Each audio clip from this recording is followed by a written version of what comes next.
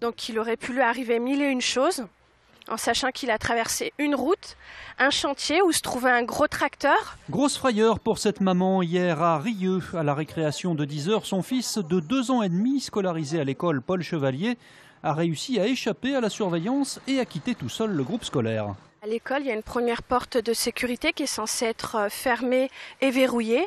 Or, celle-ci se trouvait grande ouverte à l'aide d'une cale et elle n'est jamais fermée.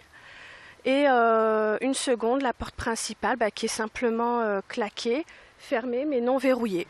L'enfant a été heureusement retrouvé sain et sauf dans un parc près de l'école, mais sa mère a décidé de porter plainte pour mise en danger de la vie d'autrui. L'inspection académique prend l'affaire au sérieux.